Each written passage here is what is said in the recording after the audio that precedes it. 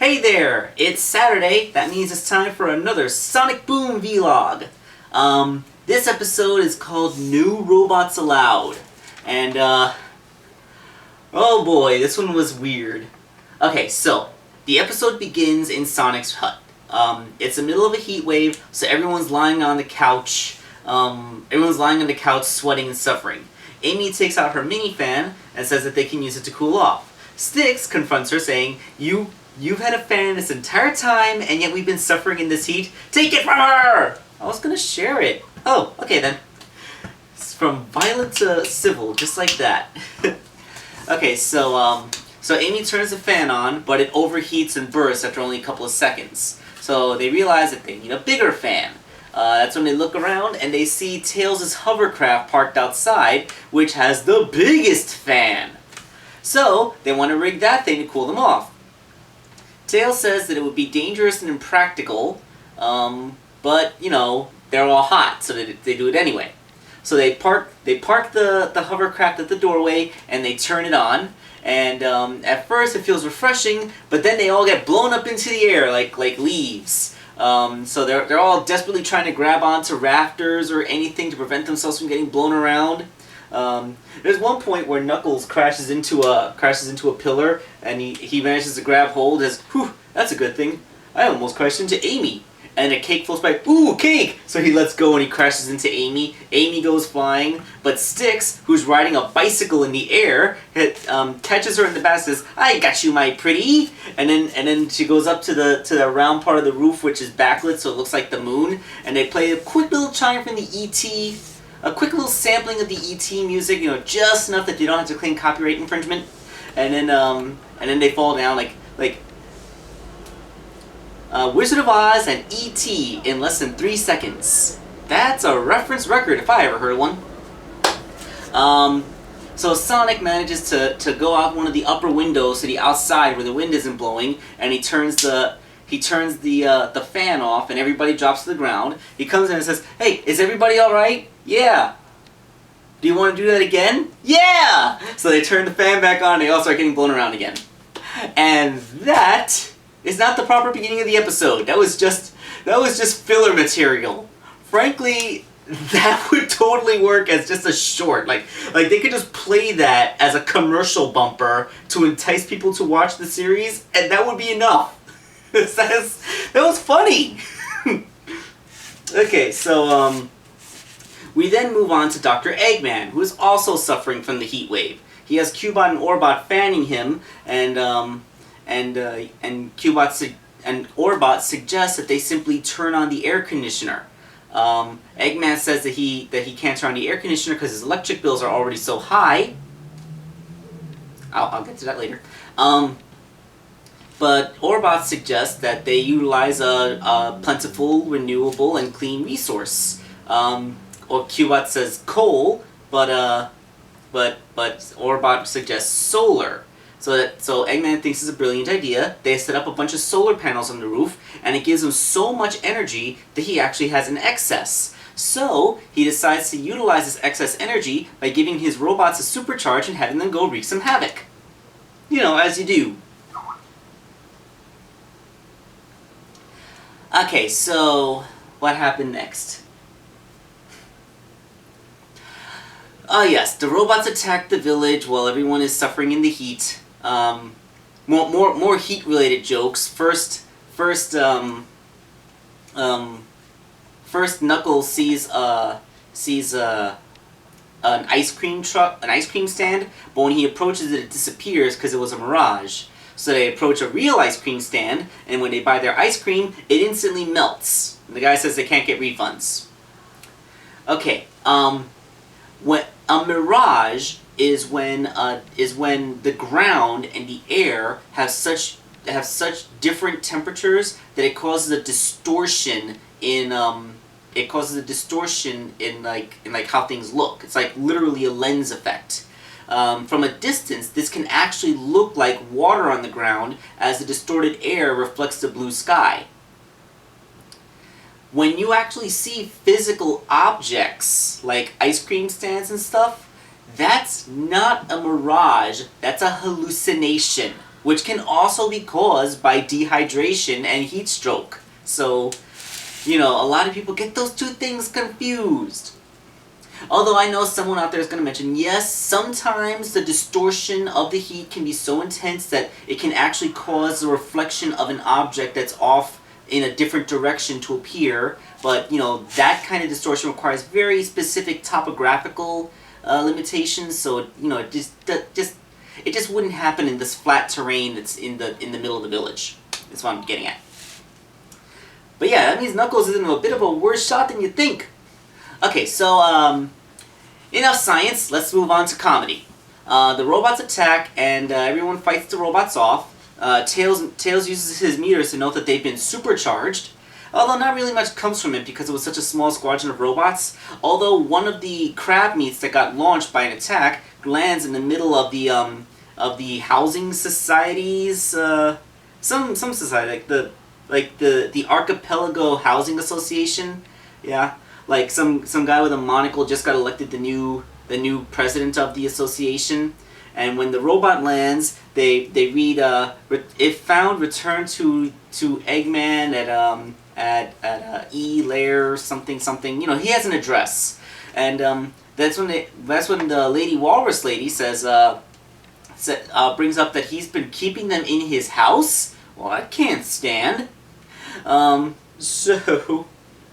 So it turns out that Dr. Eggman is in violation of the housing bylaws. You're not supposed to keep robots in your house. I just got into reading Isaac Asimov's Robot Visions. It contains a lot of his robot stories, including the compilation of stories from I, Robot. And in the I, Robot movie starring Will Smith, robots were all over the place. That is so inaccurate to the book. It's just a title-only thing. Because in the book, robots are so carefully regulated that they're not allowed to function on Earth. They can only be used in space or in limited capacity in private property. So yeah, that is one inaccurate movie representation, isn't it? But I digress. I brought up the iRobot thing because apparently we're working under Asimov rules here. Which is funny because Eggman's robots never showed any signs of being operating through Asimov's rules before. Unless they're going by a very strict definition of human, wherein they don't attack. They're free to attack any non-human life form they see. Okay, so Eggman realizes that he has to hide all of his robots to avoid being evicted from his lair for violating the bylaws. To which Orbot suggests that he simply menace them, but he says that this situation doesn't call for menacing. It calls for being nice, the good things.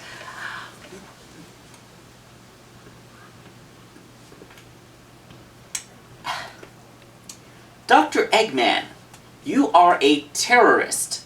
You are attempting to conquer this country by using a robot army to attack the populace and conquer them by force to impose your will upon people. Why are you concerning yourself with the bylaws? I guess he figures until he conquers this region, he's still subject to its laws? I don't know, is he operating under just the right threshold where he can attempt to take over without actually getting military response? And if he starts to violate these bylaws, then the furry people military is gonna attack him or something? Like how in the Mobian Overlander Wars from the comic book series? Is that what'll happen? I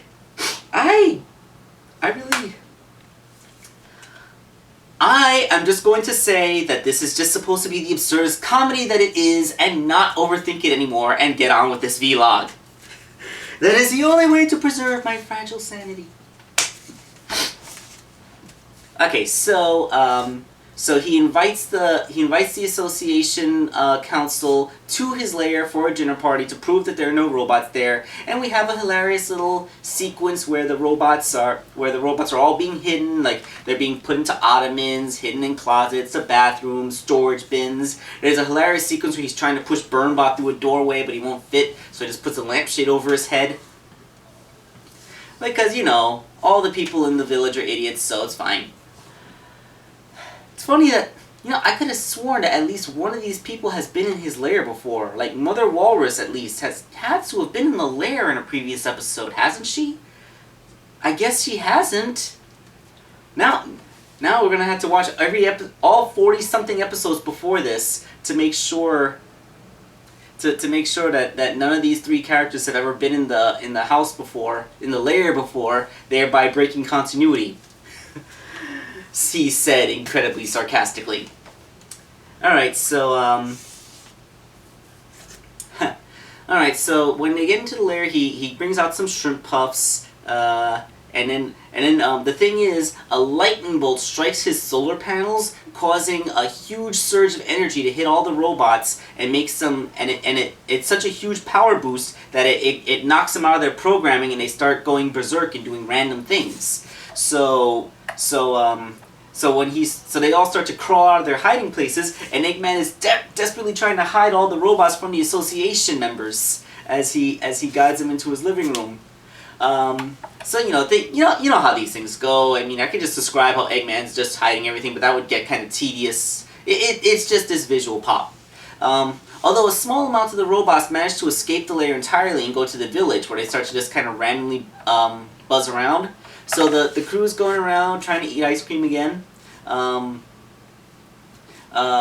There's one point where he sees the ice cream stand guy again and says, "Are you a mirage?" And the guy nods, but he takes the ice cream from him anyway and eats it. And then when the news reports that there's a huge thunderstorm coming in that'll break the heat wave, the guy says, "Well, I guess my days in the mirage business are over," and he fades out of existence. That's kind of existentialist, isn't it? The mirage was self-aware of itself. Although I maintain hallucination. Okay, Alright, so when they notice that a group of robots is buzzing around the village, they get ready to fight, but then they just kind of roll away. So they're wondering what the heck Eggman is up to, so they go to his lair. In the lair, everything's coming to a head as all the robots are rampaging around, and Sonic and his friends go to confront him like, "Dick, what the hell are you doing?" And he's like, "I'm not doing anything." But the jig is up, the robots are revealed. Apparently he said that they commuted to work. Why wouldn't you be allowed to keep robots in your house anyway? I mean, technically, couldn't you just categorize them as appliances? Is there a limit of the number of... Never mind. This is robot discrimination. Let's not try to read too much into it. Okay, so we are fighting robots. Okay, so Dr. Eggman makes a plea to not be evicted, that he considers his robots as more than mere tools, they're his art. That explains why he actually makes them look like things, like, because you can mount a howitzer on tank treads, and that would be a more effective weapon than anything Eggman has ever made. But, he has an aesthetic sense. He calls them his art. Technically speaking, you can keep art in your home, no problem. So, as long as the robots are considered art pieces, then it's all fine. Sonic is like, "You're really gonna buy this?" Whatever. It's not like Dr. Eggman was even threatening anybody right now. So they all leave. He says, "Good luck cleaning this up," as the rampaging robots keep on messing up his lair. He's like, "Oh, this is gonna be a long night." Apparently art's okay as long as it's not displayed on your lawn. So I guess they have some pretty draconian policies against lawn gnomes. But he just pushes the self-destruct button and makes the two robots that were in his lawn blow up, and everything's fine. Although I noticed that he had hedge animals. Doesn't that count as art? Like, or is it only specifically indoor related art that you're not allowed to have on your lawn? And the robots are classified as indoor art. Like, I don't know. Okay, so now that the synopsis is over, this episode almost broke my brain trying to figure out why in the heck he's abiding by freaking household things. Like, dude, do you really have to kowtow to the freaking homeowners association? You are a mad scientist and wannabe dictator with your own private army. Just when they come in, have Burnbot point his giant flamethrower at them and say, if you have a problem with me staying in this home, say it to my face. And perhaps then I'll just incinerate you and hope that your replacement is more magnanimous on the topic. You know? Do that! Threaten people! But this is a comedy show. This is not Sad AM. We're not looking at a Dr. Robotnik who is a like the Dr. Robotnik of the old Sad AM cartoon never would have considered solar energy. He would have. Oh, you know what? Solar energy. I always figured Dr. Eggman's base was built on top of a volcano to harness geothermal power. I didn't think that he would actually rely on the power grid to pay an electric bill. That doesn't make any sense. Like, why build on top of a volcano if you're not going to harness so much geothermal energy? Seriously, man. What the hell? Yeah. Okay, yeah, also, yeah, old classic Sad AM Dr. Robotnik never would have considered environmental friendly energy. He would have just burned whatever fossil fuels he could get his hands on. He would have clear cut the forest to harness the wood to burn it in his fireplace if it wasn't for the fact that the freedom fighters had guerrilla troops that would, attack anyone, because that's kind of the thing for the original Sad AM show. And really the plot of this show doesn't even get started until like 2 or 3 minutes in. Like, we have an entire non sequitur with that blowing around the house sequence. I mean, it was a hilarious sequence as far as filler goes. That's good, but Dr. Eggman actually made the point that they finally have something to get the plot going. Like, I'm actually kind of interested in seeing if they can just go ahead and make an entire episode with no single plot. Like, just a bunch of little vignettes. Like, this could have worked as a series of vignettes showing people around the town dealing with the heat wave. We didn't need this homeowners association thing.